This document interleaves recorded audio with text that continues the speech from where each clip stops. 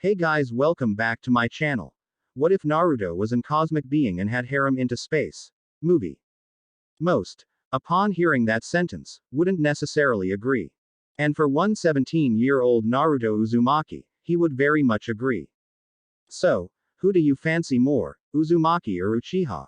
An innocent girl chatter, something that the blonde wouldn't normally pay attention to. I mean, come on.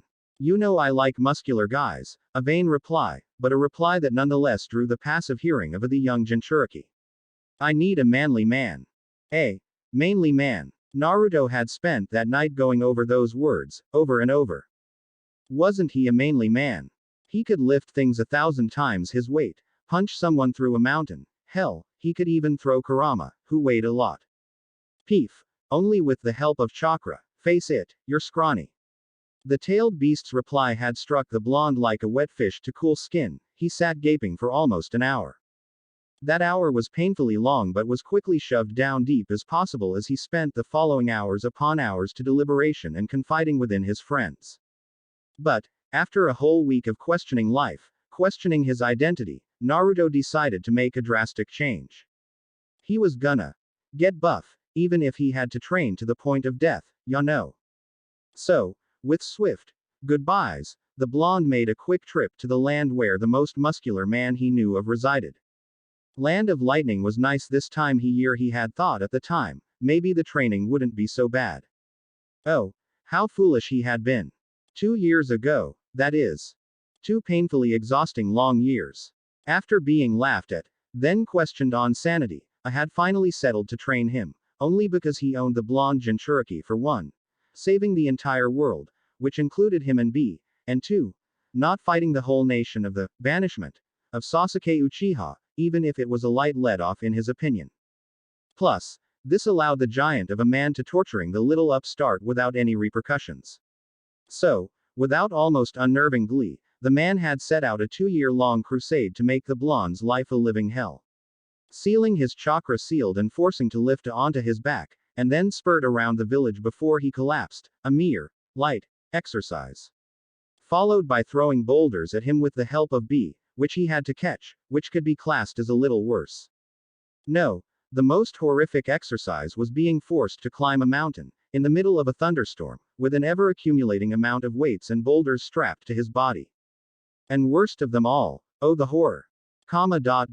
He wasn't allowed a single dish of ramen. Not one. Of course, with the drastic change in diet and physical exercise, Naruto's had to admit, his physic change was incredible, inhuman even. Thank all that is Kami that the combination of Kurama's and his own healing factor had the ability to also heal his muscles. After all, 2 years of intense extreme training would normally murder a young ninja. However, with his tailed beast, he not only had the stamina to work out, but his body was quick to repair the tearing of his muscles and cracking of his bone. Hell, he even got a bit of a tan because of his constant training under the high mountain sun. Though, A and B didn't let the blonde get off scot-free, pranking was surprising common in the land of lightning, something he had learned after making a comment about the duo's fading hair color. He was very much pinned down by a collective force of most of the land of lightning's jonin, whilst his hair was bleached crimson, so he could be quote-unquote, a true Uzumaki. Red for Kami's sake. Why couldn't have it been orange? Curse anyone involved with that prank. He'd get them back, if his name wasn't Naruto, goddamn Uzumaki. Even with his new hair, the Jinchuriki made an imposing figure, standing far beyond he ever dreamed. At 6'3", the redhead now stood taller, and bulkier, than the majority of people he knew, damn near matching A and B, though he was a little leaner. He looked almost scarily similar to how his old master had written in his book, The Gusty Ninja. Maybe Jiraiya was able to see prophecies like the great Lord Elder Toad. No, surely not. Then again, his late master kept a lot of secrets. Moving on from that dreadful thought, the redhead's other training, when he wasn't doing his physical torture, was not neglected. On his cool-off periods, the young adult also trained with Kurama and B, trying to gain strength way beyond what most considered possible. His control of his Sage of Six-Path mode was near perfect now, and his ability to control the other tailed beasts, as the meeting point of them, had increased rapidly, so much so that he could dip into their power at a thought. Add that to his already complete mastery over the elements, the previous blonde felt that he could take on the world, and then some.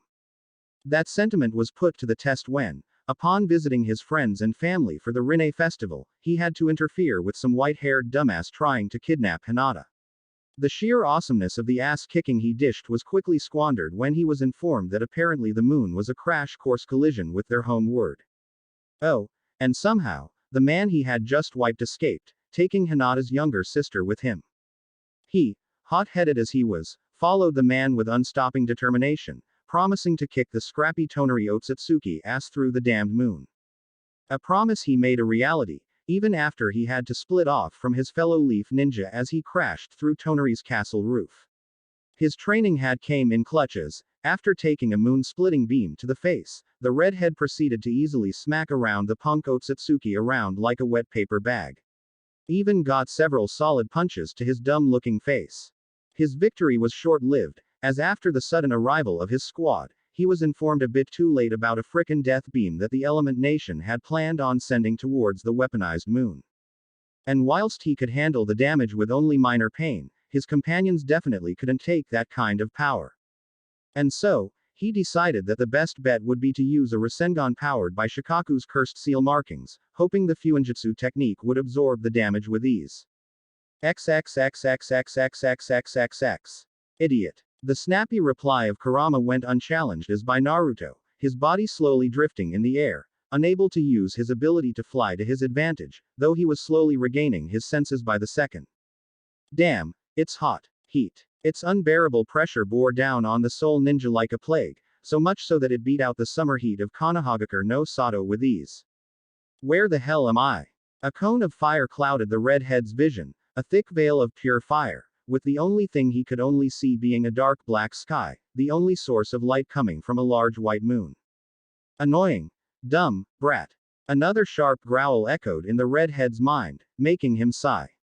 I can't believe you tried using that stupid Tanuki's chakra without a plan. Sighing out in pain, the Naruto craned his head in agreement. In most cases he would argue the point, some of his least though upon plans worked out, but this time, he really had messed up. The lack of feeling that wasn't pain told him so. This sucks. Trying to draw his chakra, Naruto growled out as a massive flare of pain shot through his body. What the hell was happening? Brat, you need to gather chakra, now. Naruto, whom was in so much pain he could only focus on it, ignoring the roaring Kurama, tried glancing around, taking note of the moving moon, and its looming blue glow, and how it was rapidly disappearing below a cloud lining. Wait, was he falling? Crap, crap, crap. Screaming out in panic, the young adult flipped his burning body around, just in time to barely dodge the top of a crystal white mountain of sand, successfully avoiding becoming a smear on said rocky formation. Kurama. Shifting his body, the failing shinobi barely dodged through the sudden appearance of spiked earth. A hand please. Fine, brat. A thick layer of red fluctuated, a staple of his chakra, around young adult, giving him a thin cloak. What's happening? Kurama growled in surprise as the chakra he had been channeling suddenly dissipated, leaving his container without his protection. Naruto, who felt a little better from suddenly influx of chakra, gasped like a fish when said chakra was suddenly stripped off his body, a wave of worry coming on. Crap. Slamming a palm on his stomach, the redhead was quick to apply a layered seal to stop the chakra flow, saving it from being dragged into the air. What the hell is happening? Spinning around, whilst putting his own chakra to work, Naruto violently slammed wind chakra from his feet, hopefully to slow his fall, to give himself a couple more seconds to adjust. Where am I? Not recognizing any of the natural formations around him, the Jinchuriki mind went into overdrive as he encroached downwards to the sandy group, his face rapidly paling as he continued to fall. How the hell do I stop? His rapid descent, which had only been stalled for mere seconds, was abruptly halted as the redhead's uncontrolled falling body hit a mountainside, launching his sideward, and into the ground. Boom. A massive crater, almost 100 feet wide, appeared in moments, the sand below evaporating from the sheer heat the ninja had generated from his descent. Ow. Laying in tattered and burnt clothing, Naruto groaned out in pain as he tried to look around with his blurred vision, crash landing combined with his now drained supply of chakra was a bad combination, a thick veil of exhaust encompassing him. Quote exclamation mark question mark quote. Glaring though unfocused vision, Naruto tried garner any kind of image, only for his instincts to scream at him to dodge. Throwing his body to the left, the redhead swiftly spun around, a kunai in hand. What the? 5 long claw-like marks, easily the size of him, took the sand from the position he was just on up into the air. Kurama, a little help. A grunt was all he got in reply, as another silver of red to enter his system. Thanks. Appearing from nowhere, like a mirage of the heat, was a charcoaled skin, white-masked, monster that stood at the sliced sand, easily announcing on the size of a house, a large toothy grin on its face. Another creature, this time a lot smaller, suddenly appeared besides the creature, a kick of dust appearing from its sudden appearance. Capture him. A single command escaped her near humanoid, shark-like, fully plated mouth, pointing a sharp claw at him. Capture. No way in hell was he going to be caught by some freaky unknowns.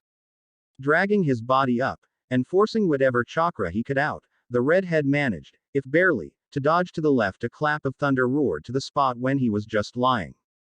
Capture. Flipping to his feet, the surprised ninja bulked in shock as shark figure came roaring into his left, a crackle of red barely missing his head, tearing up the ground and exploding the very ground. You think I'll go down that easy? Yelling out, he retaliated with a sharp hook, easily catching his assailant in the jaw, jerking their head back and launching them several miles away, an explosion of earth rocketing up as she flew into a mountain of white, sinking her into it. Sero. Getting over his once blurred vision, Naruto spun on the spot and punched upwards, his natural strength being so high it dragged his assailant off their feet and throwing them into a close-by mountain, opposite to the one he had sent the shark lady, submerging them into it like a kunai into wood. You all right there, buddy? Gathering his bearings after several minutes of no more assaults, the redhead sunk back into his mind, trying to get a hold of his pal. The only response the redhead got a small, average cage's worth, of Kyuubi chakra, one that flushed out the blaring pain in his body, making it just a dull ache. Thanks, buddy. Dusting of his partially destroyed clothing, the Jinchuriki frowned as he tried to gain a grasp of the situation, quickly looking towards the 2 knocked out beings lodged into the same mountain, trying to gather any kind of information he could. Hey. Hello. 2 groans of pain later, the blonde decided that they weren't going to be much help, and so swiftly fled, disappearing in a blur of speed, evacuating the area before more of those strange beings came after him. Kurama. Any idea where we are? A thick silence hung in the air as the redhead spurted with aimless thought, pasting by several more of the masked monster at such speed they never got a chance to notice him, hoping to get some kind of insight from the age-tailed beast. Kurama. Stretching out his sensing capabilities to make sure that there was nothing close by, Naruto slipped into his mindscape. A sewer, just as he remembered, met the man as he entered the seal, in hopes of finding the reason for the beast's silence. He's sleeping. Spinning around, Naruto brought up his arms to strike, only to see a direct replication of himself, only this one had pale skin, blonde hair, black sclera, and red pupils. Nega. The being gave him a massive smirk, the sense of hate he normally generated being absent. I thought we came to an agreement at the waterfall. With a deadpan stare, the redhead approached his dark self, not worried for his safety. We did. The other half replied, a look of contempt on his face. I don't know why I'm here either. He replied with a shrug, looking down the corridor where Kurama was resting. Something is wrong. Too much yin chakra. He continued, glancing and gesturing down at himself, much to his other side's confusion. Maybe. Walking past the other half, giving a quick pat on the shoulder, Naruto walked towards Kurama's home. Oi. You overgrown plush, wake up. Stepping into the seal part on his mindscape, the redhead looked at the lazily laying on his stomach.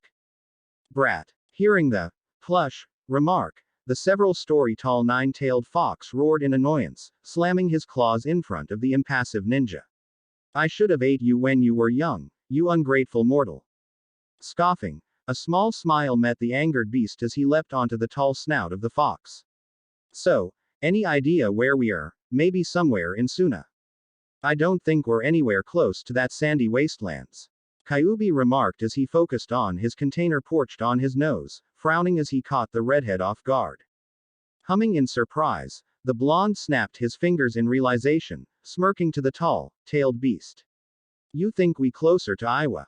I don't think we're near anywhere. Walking into the clearing, Nega frowned up at his original self. His acceptance of the matter was a show that the redhead also knew it. We sensed that, the blonde remarked to the original, who frowned back at him. What? Loudly moaning in annoyance, the redhead flipped himself around, so he was looked directly into Kurama's eyes. So, what now? Train. The Biju remarked back, shrugging its giant shoulders. He had never been dumb enough to attempt to attack a teleportation beam with a Rasengan. Maybe start a new world, new beginning and all that. He continued as he yawned loudly, ignoring the shouting ninja who was thrown off his nose. What matters now is finding water and food, so get. Huffing, Naruto glared at his best friend. He had fell on his head as a result of his tiny jerk of his head. Fine, get some rest, you giant furball. A soft grunt was all he got as a reply, though he wasn't going to push the point as he turned to his counterpart, shrugging his aching shoulders. So, any idea on how we're going to sort this yin situation? Grunting, Nega summoned a chair out of seemingly nowhere, planting his rear down as he hummed in thought. Jutsu. Idiot. Smacking his head in realization, Naruto gave a small wave to his counterpart before exiting his scape. Now let's see what I can do. Thanks to his training as a sage, the blonde knew how to draw and control all parts of his chakra, and so, pulling on his spiritual side was just a fleeting thought. Melding his signature technique, the blonde frowned deeply as the normally easily made circle fizzled, its shape warping as chakra was pumped into it. Come on. So focused on his task at hand, several small fry, in comparison to his power that is, monsters surrounded his position, all salivating at the presence of such a unique spiritual energy in the air, swarming like moths to a light. Watch out. A shout of worry echoed out in the mind of the ninja who, reflexivity, brow up his arm in defense, the spiritual he had been channeling breaking it mold. Channel our chakra. Following the advice of his other half, Naruto leapt backwards and coated his arm's yin chakra, bone-like portions appearing at his call. Now that's cool. Dodging down, a large smirk appeared on the redhead's face as he brought up his newly armored left arm, a bone-like structure, similar to that of Kurama's six-tailed form, easily blocked a clawed swipe. Grasping the extended hand of the attacker, the redhead performed a 180 before slamming it down onto another encroaching monster, smooching them together and making them very familiar with the sandy floor. Punk. Unprepared, but not caught off guard, Naruto managed to redirect an incoming punch to his side to the floor, before lashing out with a frog slap. The attack being so deadly that it launched the poor tiger-looking humanoid several hundred feet away, before gravity began to take hold. Winching at the pained groaning below him, the blonde stole a glance downwards, and found that the monster he had though he was fighting was fellow people, if not a bit more pale than he was. Oh, sorry about that, I thought you guys were air, not people. Scratching the back of his neck nervously, a habit he still had yet to lose, Naruto knelt down next to the three, getting a better look at them. Three female, from what the blonde could tell, were female-like, as in, they had chests, but also had a strange bone-like armor covering their modestly, if barely, something that the shinobi noted with a light blush on his cheeks. However, the main thing that separated these females from the norm was the feeling of death that lingered on their body. Oh, and the fact they lacked anything similar to yang chakra. What do you think they are? Kneeling, the redhead glanced at the three, seeking for anything to his answers, but finding nothing. I'll find out later. For now, spinning around, Naruto brought up both arms, easily tanking a large fist aimed at his head. Too slow. Using his vastly superior taijutsu, an odd blend of frog style and balls to the walls, brawler style, the shinobi pushed to the hand to the side and used the falling momentum of his enemy to slam dunk their face into the ground, before spinning on his heel and frog slapping another charging enemy. Brat, someone is using space-time jutsu nearby, head to it. Heading Kurama's advice, Naruto formed a Rasengan and proceeded to slam it into the ground, caping the air in fine sand, giving him enough cover his escape.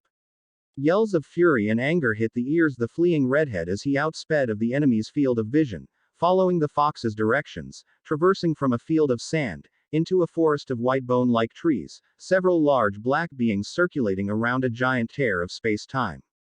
Kurama, is that it? Kurama, whom was looking using the watering group of the Mindscape as a mirror to the open world, glanced into the field of toweringly big black beings. The restraining, but protective, cage gave him a limited amount of freedom to sense, but from he could tell, these beings were a mess of energy very similar to yin chakra, but oddly hollow of anything that would be considered chakra. That's it, brat. The tear. Now get before it closes.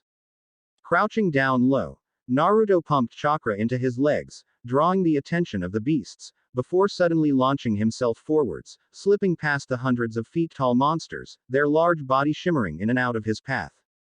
Take this. Utilizing his already low amount of chakra, the blonde covered his full form with yin chakra, a full fox skeleton exoskeleton covering his form as he barreled through the monsters, and into the black tear, a large shockwave following his trial. Upon entering, the redhead found himself glancing down at a giant landscape full of houses, with designs nothing like what he had seen before. A technique rare in the Element Nation, so much so that only few throughout the whole history of the shinobi nations had the power to do so. Naruto couldn't help but be glad about that. His prior experiences, which was lackluster in amount, were comically terrible and resulted in his new preference for speed over said fancy techniques. And so, combining his new experience with his poor past ones, apart from the time he met his dad and Sarah, he could, without a doubt, confirm that teleportation absolutely sucked. It sucked a lot. Damn it. Datbayo. Flying low in open air, above a forest of lush trees, the redhead plummeted downwards. Luckily this time a cone of flames didn't appear. Why me? Screaming in fury and annoyance, Naruto went careening towards the ground, cursing a mighty storm as he tore trees out of the grounds as he slammed into lush treelines, trashing the once beautiful landscape. From now on, I vote we skip the portals. Grunting in pain, the mental exhausted redhead slowly got to his feet, trying to garner anything from the crash site. At least it's not a desert. A sigh of exertion, Naruto gave a frown as he went to leave, an idea pinging against his skull. Where do I go? Before the question of life's direction could be thought upon, a figurative hammer suddenly came smashing into the area, or more precisely, into the sole occupant of the grounds. Holy Ramen Kami. Catching the flying black projectile, the size of a person, the redhead spun around and kicked out with pure instinct. A whelp, which rapidly escalated into an explosion, was the only warning the shinobi got before he, with the person he was holding, were suddenly attacked from the side.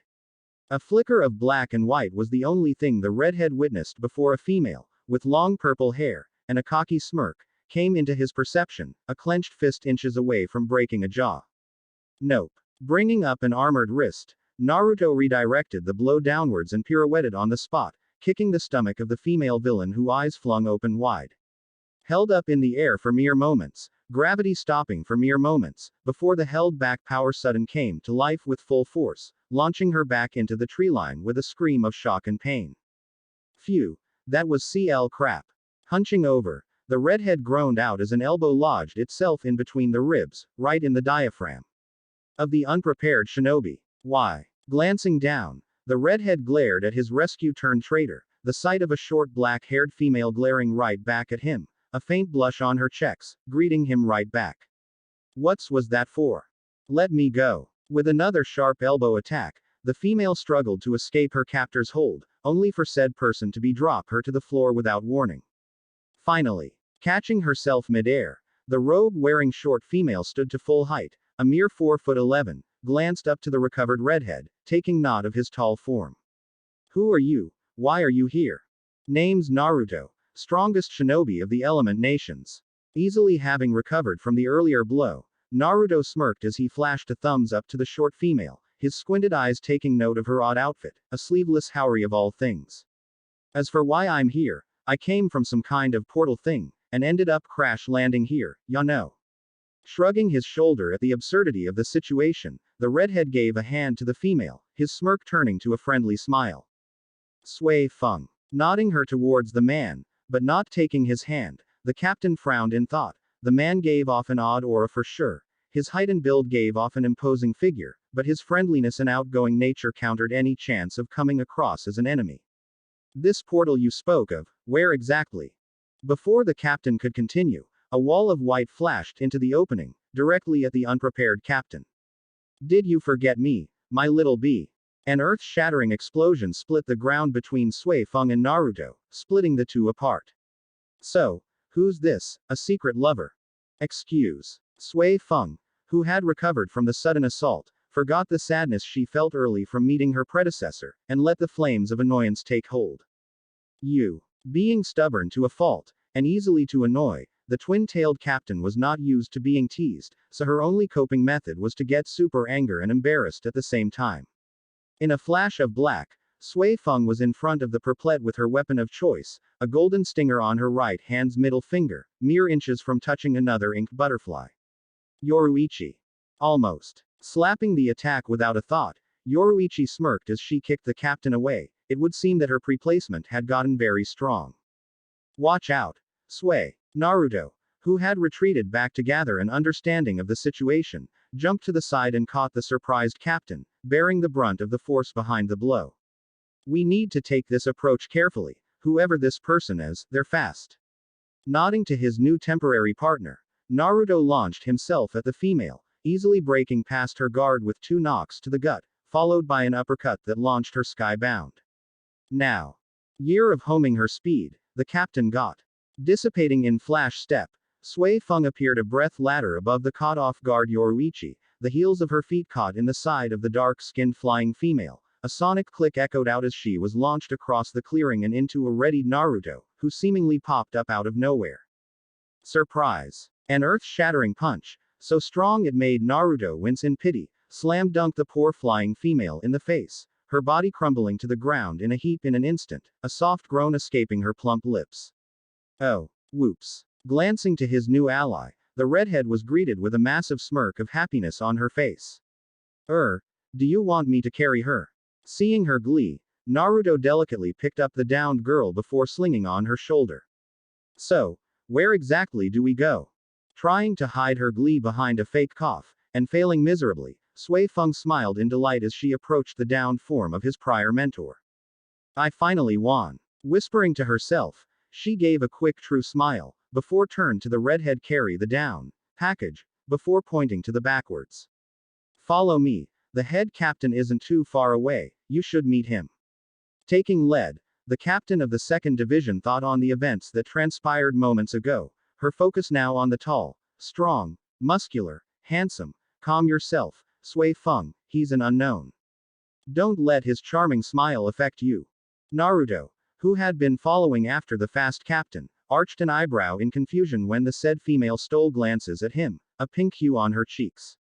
Maybe she's tried. A snort, so loud it could belong to Kurama echoed in the Jinchuriki mind, much to his confusion. What's that, buddy? Never change kit. Snickering to himself, the tailed beast looked at the new female. Whatever negative emotion she had is gone, brat. Humming in thought, Naruto let his frown drop into a smile. He had been worrying at first about the stinger-wielding female's mess of emotion, but to hear it was better was a relief. Hey Sui Fon. Speeding up, so he was matching step to step with the female, the redhead turned to the surprised-looking female, curiosity written on her face. Just wondering, how does that weapon work? I've never really seen a butterfly attack before. It's my Zanpakuto's Shikai, Sui Fon, who speed up to give some gap between her and Naruto, smirked as she patted her sword. What about you? I don't think I've witnessed a Shikai like yours. What a Zanpakuto. Speeding up to past above average Jonin speed, Naruto looked at the female in confusion, noting that the stringer she had was no longer was there, and in its place was a wakizashi. Is that some kind of weapon? Gapping in shock, the captain put her full focus on the man, quickly realizing that his bone armor was gone, and the fact that he didn't carry a Zanpakuto. You weren't joking about coming through a portal. Almost as she was saying the words to herself, the captain tried to gather some feeling of the blonde's power, only to gap when she finally felt something. Something monstrous. His Ryutsu is larger than Kenpachi's. Reeling in shock, Sui Fon thoughts raced a million a second. He said he was a shinobi, Turning redhead, the assassin captain led a curiosity. Say Uzumaki-san, you said you were a shinobi, what exactly is that? Well, in the simplest form, a military force. Tapped his chin in thought. Naruto considered that question, after all, he wasn't exactly the norm when it came to shinobi. But to me, a shinobi is to endure. The shinobi started, the deaths of friends and family flashing in his mind. It's to sacrifice, to follow and lead others from the path of darkness and bring about a new light for the future generations. A soft smile lingered on his lips. Naruto was truly happy for everything he has accomplished, even if he'd never admit it out loud. But most important, a shinobi is someone who protects those you care about, your precious people. Several notable figures appeared in the mind of the redhead, people he hoped to return to soon. That's my ninja way. Soi Fon, who listened on in silence, felt his words hit her soul, a warm feeling brimming in her chest, a feeling she never experienced before. This shinobi had the strongest conviction that she ever felt, and she was from the Fen clan. But he's a perfect fit for my division. Arriving at the mountain, which was the only way to explain the massive cliff edge towering over them. Up there. Nodding, Soi Fon started going upwards, only to notice that Naruto had stopped moving, his eyes set on the earth formation. Can't you get up there? Seeing his look of concentration, the captain sighed before going back down to the man, only for him to suddenly run up the side of the mountain. Catch me if you can.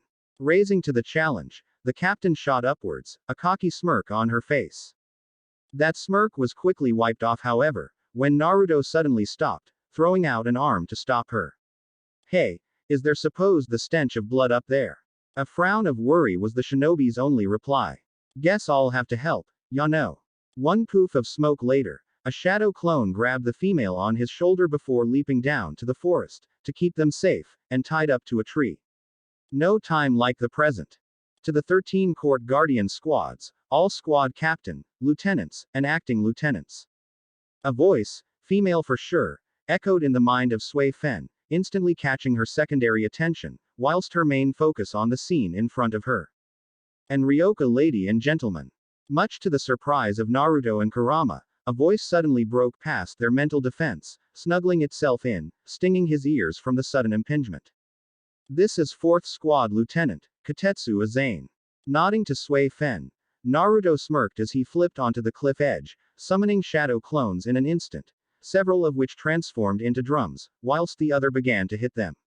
As quick as a flash, as strong as a tailed beast, and as hot as a volcano, beware, the mighty Naruto Namikaze Uzumaki. With a boisterous laugh, the redhead looked around the cliff side, a collection of different people looking at him in wonder. What? This is an urgent message from 4th Squad Captain Unohana Retsu and myself.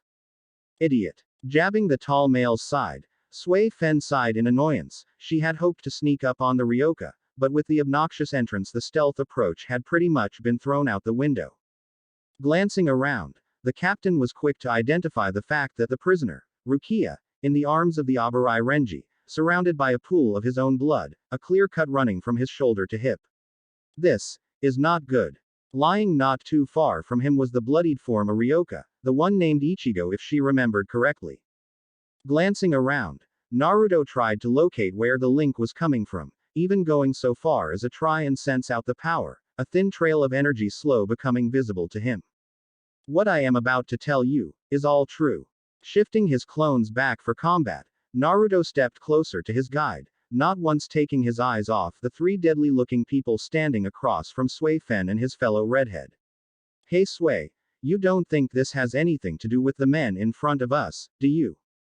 Maybe. Taking her eyes from the damaged-down substitute Shinigami, the captain glared down the 3 opposing captains.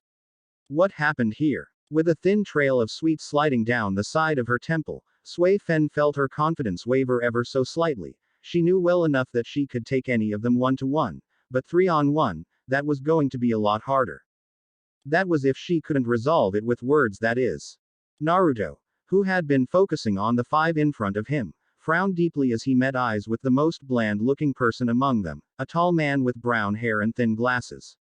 Kurama, that guy.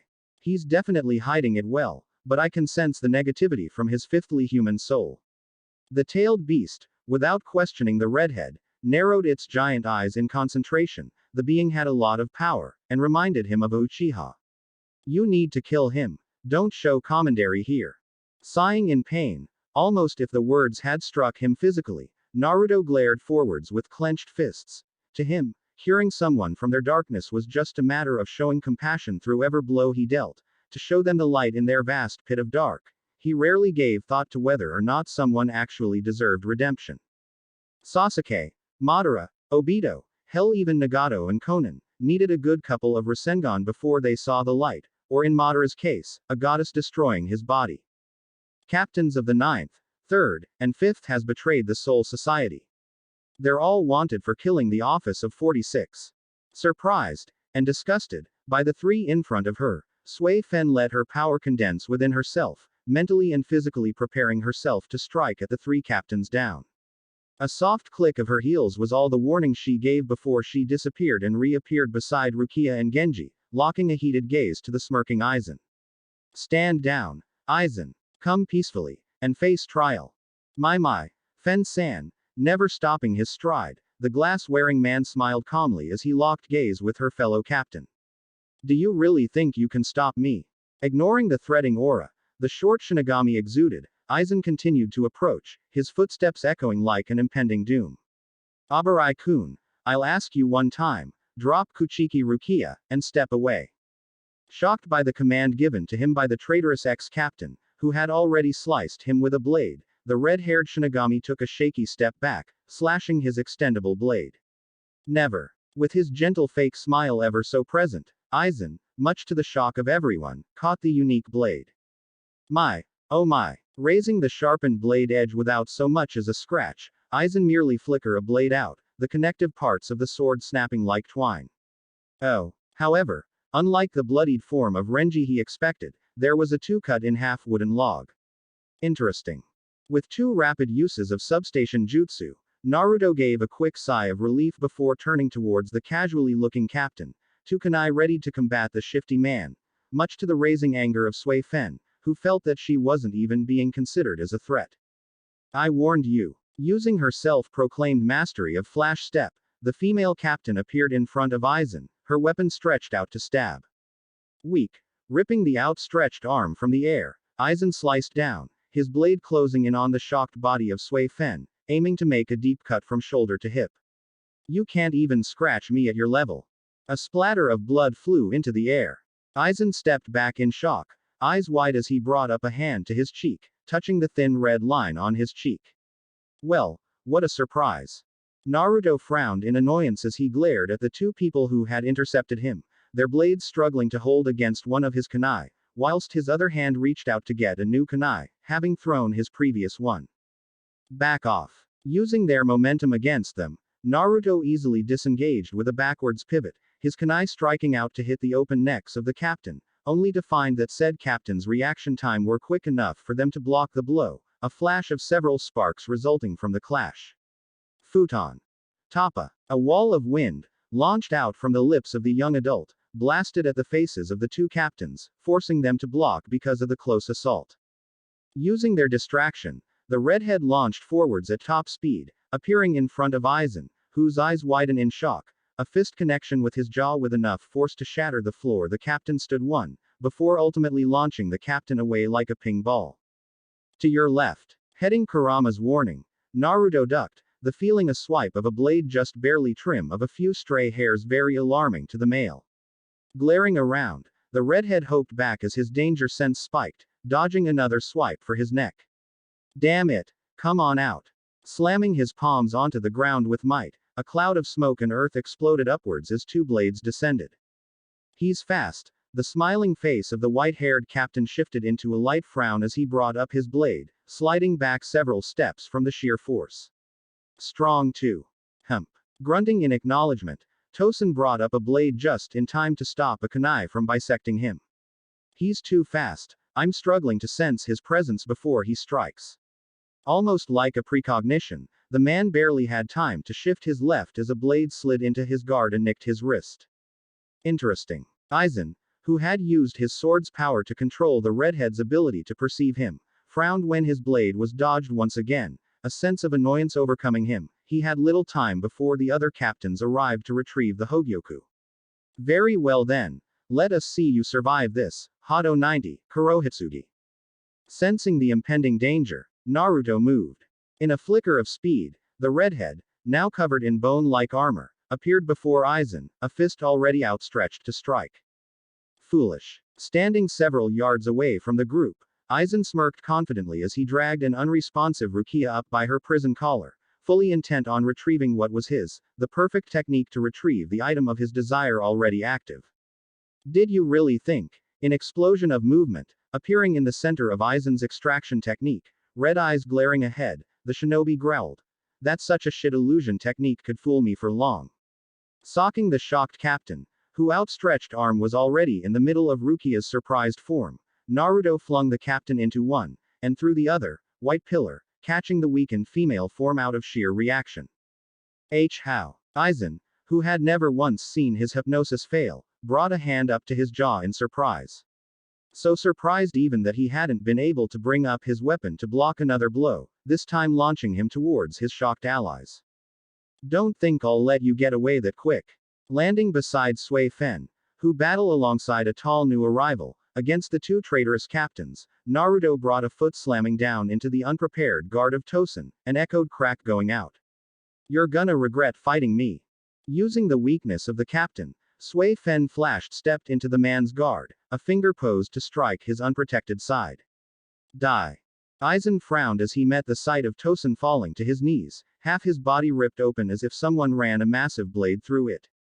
This is unforeseen. Striking out with his blade, the ex-captain raised a brow at the ease of which Sosuke Aizen, former captain of the 5th Division, the self-proclaimed smartest man alive, are dead, with an intellect so vast that the universe itself couldn't compare in scope, and also the current owner of the ultimate weapon, the Hogyoku.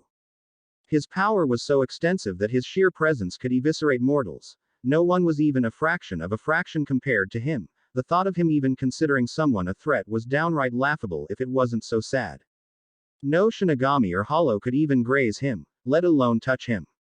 So why? Why was he struggling against this peon, a nobody with an unkempt appearance and no decorum? Why? Somehow, the red-haired ape had taken the life of one of his men. If he wasn't so enraged, he'd be disgusted that someone he had chosen to associate with was felled so easily. Hado number 32. Okason. What worse, was the fact that he was forced to go on the defensive. His offensive spells, one of which he just cast so easily it would make any Kido green with envy, was easily dodged before the blonde launched a counterattack. He watched on with bated breath as the redhead snapped his arm in his direction. He expected a wave of energy, or knowing this man's style, a brutish punch. What he got was a kunai. A fast one, but a kunai nonetheless. Ha! You think that will hurt me? Of course, it was sheer luck that allowed the kunai to hit. It was oversight that caused the follow-up damage. A wind, so sharp it was invisible to the naked eye, was laced on that damned knife and tore open right hip, actually wounding him. This was outrageous. Propitious. Unfathomable. Raising his left arm, the captain frowned angrily. How dare this ape use such barbaric tricks to damage him? Hado number 73. Soren So. Before the man could finish, a flash of white blinded the ex-captain, taking away his aim, before heat crept up his arm, before exploding into molten pain. Damn it all. Jumping back, Aizen blinked away the stars in his vision as he gasped his now bloody left side. A pain like no other actually forced a twitch of pain out of him. Whatever that attack the redhead had used shredded his left arm entirely to smolder, reducing it to a lump of broken bone and flesh. How? Damn it. Glaring through the cloud of dust and debris, Aizen clenched his prized possession in need, hopeful that it would give him the powers he deserved. Earth release. Earth-style wall.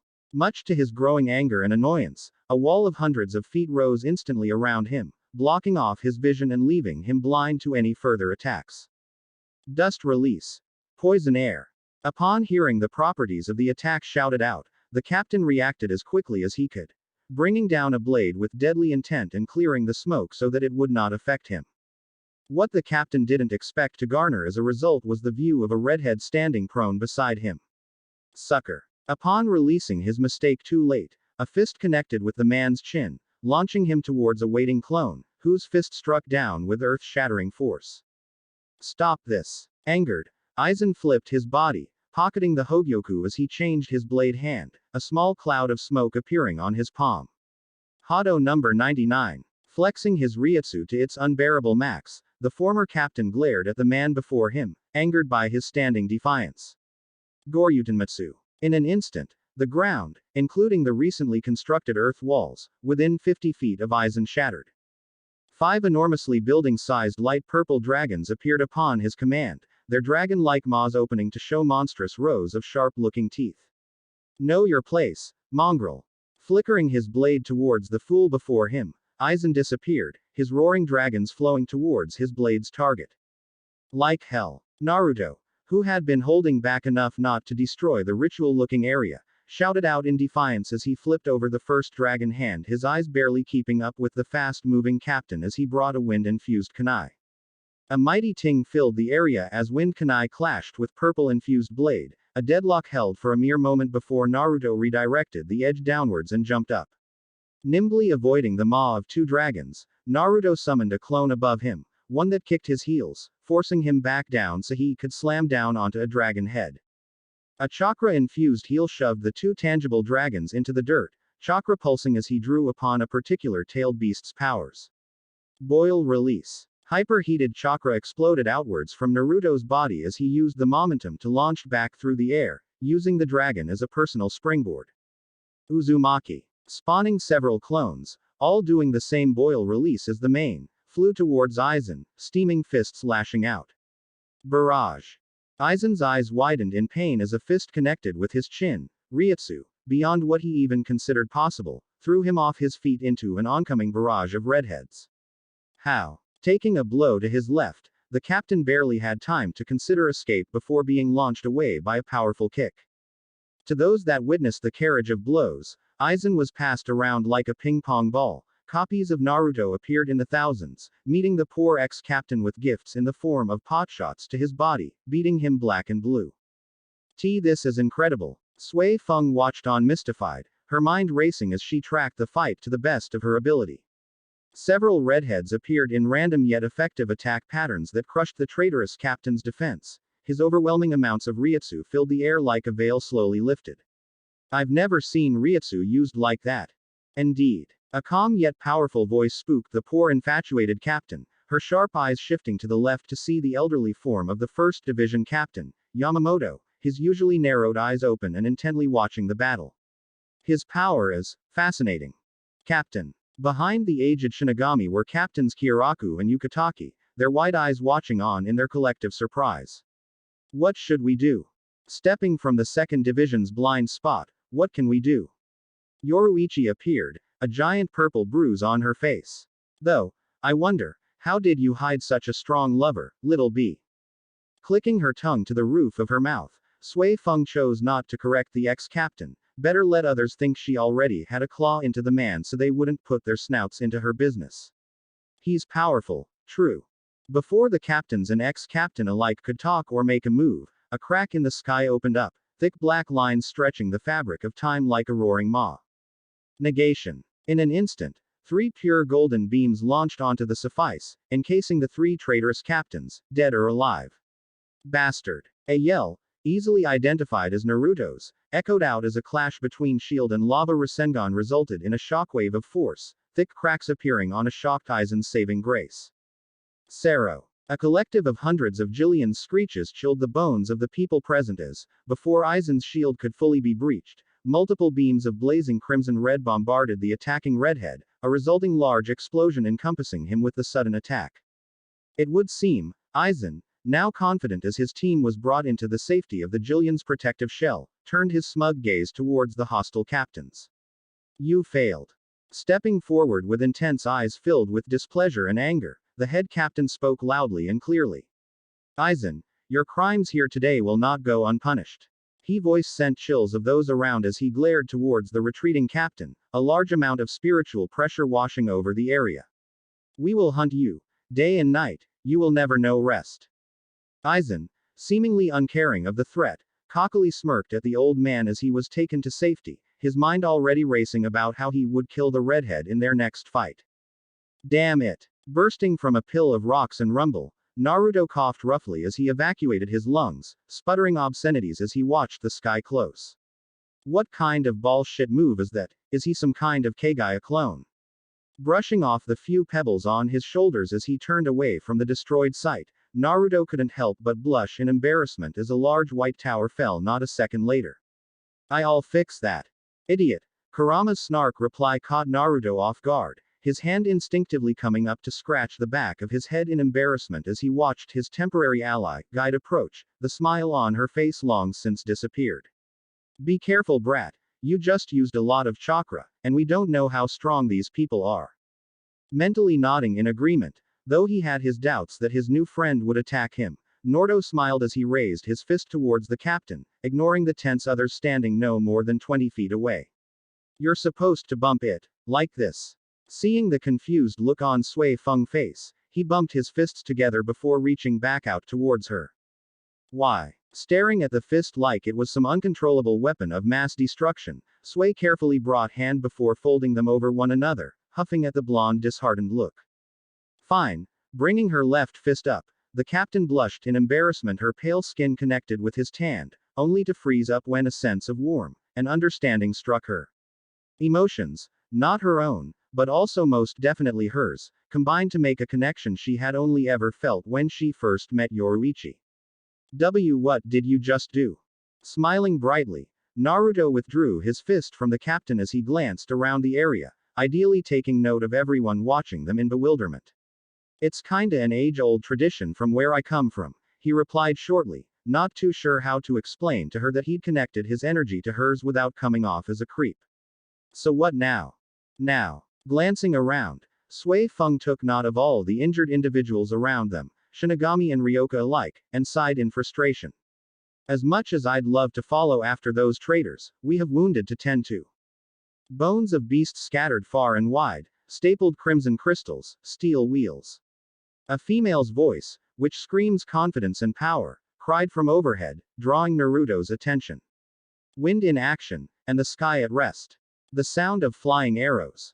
A small speck of black, hiding within the sun's bright light, descended rapidly towards Naruto's position, several sparks of what to be lightning channeling around them. Hado 63 Reikoho. Leaping forwards, Naruto tackled Soi Fon for a second time that day, sweeping her off her feet as he leapt away from the impact site. Hey, watch it! Spinning around with the captain still in his arms, Naruto shook his fist angrily at the massive hulk of a man who came within a second of making him an Uzumaki pancake. Put me down, you big oaf. Smashing her elbow into the red head several times, Soi Fon growled at Naruto, a massive blush on her face as she watched medics running around healing people. Even one of the Ryoka was healing some of the more ignored individuals, stealing glances at her directions, all sharing looks of shock. Ouch. Damn it. Stop. Fighting against the captain's aggressive movements and jabs, Naruto couldn't help but shout back at the trashing captain. He only wanted to make sure that no other surprise attacks would spring up on them. I'm trying to help, you crazy lady. The two argued between themselves as the other captains watched on in a mixture of shock and humor. It had been a long time since their fellow captain had shown any emotion, so seeing her so flustered was a pleasant one. Who's the new guy? Marekio, having partly been healed from the ass-kicking he received from Ichigo, grunted in frustration as he leaned heavily on his left side, his eyes locking on the backside of the redhead. And who is Captain? The big man's mouth hit the literal floor when he saw his captain, his emotionally stumped, super hard ass, girl boss captain acting like a small school girl. The shock was so bad he fainted on the spot. Hey, watch where you place your hands. A slap echoed in the field, followed by a yelp as Soi Fon was thrown away from the redhead, with him storming off to help someone else. Huffing, Naruto ran away from the crazy captain and her sharp elbows, his mind going straight to where the most wounded of people were. After all, whilst he may not look like he had great control of his chakra and a decent knowledge of medical ninjutsu thanks to the private lessons Shizune had given him. If by lessons, you are referring to anatomy class. Kurama laughed loudly, bathing in the instant embarrassment coursing through the jailer. Oh, how I do remember them. The ooh and ahs were quite enlightening. Shutting you off now. Shutting down the connection between the two, Naruto tried his best to swallow any unsavory thoughts he was having as he made his way over to where four medics were surrounding a dark-haired man, one that seemed to have some severe wounds. I know this sounds odd and all, but I'm pretty proficient at healing. Stopping just before them, the redhead held his hands up as a sign of peace before kneeling beside the only girl amongst them. I can help. Oh, okay. The girl blinked in surprise, seemingly unaware of his approach until he was beside her. I would appreciate anything you can do, she said as she looked over his wounds, a look of fear and regret on her face. He's my brother. Nodding his head, Naruto allowed his chakra to focus on his palm, a faint golden glow reaching out and touching the bleeding male. Here, taking the hand of the worrying girl's hand into his own, the redhead allowed his chakra to flow through her and down onto the man. A gasp escaped Rukia's mouth as she watched the golden aura from her hands slowly stitch the deep wounds on Byakuya's side, one he had taken to save her from death. Rukia. The man started, his consciousness slowly becoming stable as he felt a gentle warmth slowly eat away at his pain. I'm here, Oni-san. Rukia replied, smiling gently as she laid her free hand on her brother. For once in her life she felt she was helping him with something, even with this unknown redhead's assistance. I'm here. There's something that's been weighing heavily on my heart. Naruto, who was doing his best to ignore the story as wasn't exactly appropriate to listen in on something so personal, instead focused on making sure the man was better. Nearing the end of the wounds, he couldn't help but feel a little unnerved. It felt like someone was watching him intensely, almost like they were ready to pounce should he so much as flinch in the wrong direction. Not that he could tell who. He was far too busy making sure he didn't mess up by accidentally healing him wrong. Give him a single organ, like an eye, and he could fix in a jiffy. Give him a cut with several pieces of flesh that needed healing all at once, well. He struggled. And done. Letting out a sigh in relief, Naruto turned towards the girl and smiled brightly, showing his handiwork with a tired smile, only to frown once he realized that the girl, whose hand he was still holding, was sobbing silently. Hey now. It's okay. Without thinking, he brought her into a hug, rubbing her back softly, trying his best to comfort her. You're okay. He may not know why exactly she was crying, but he was damn sure he would help. Even if the glare being sent his way by the brother was making it much harder, he slew the sudden appearing redhead. Foolish. Before he could continue, Aizen spun just in time to avoid being skewered by another redhead, his eyes wide at the sight. This is. Stabbing forwards, the man was rewarded by a poof of smoke and a fist to the face. Psych. Launching Aizen into Jin, Naruto glared ahead, the familiar ring of his jutsu of choice stopping all in the area, garnering their attention. Rasenshuriken. Thanks.